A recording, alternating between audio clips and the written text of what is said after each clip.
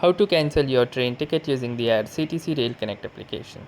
So hey guys, welcome to this tutorial. In this tutorial I'll be showing you how you can cancel your railway ticket using the IRCTC Rail Connect application for Android or iOS devices. So in order to start, the first thing that you will need to do is open up your IRCTC Rail Connect application by tapping onto the icon, and once you will do that, you might receive an alert like this.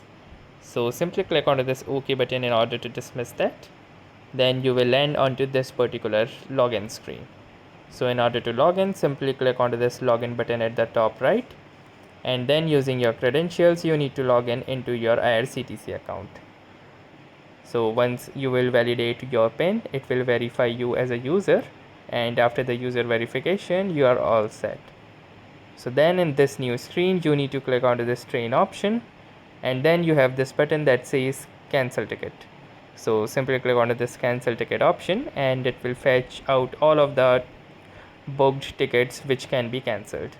So simply choose that particular ticket that you want to cancel, and once you have successfully selected that particular ticket that you want to cancel, you can simply tap onto that, then select for that particular person that you want to cancel, and then click onto this bottom button that says cancel ticket.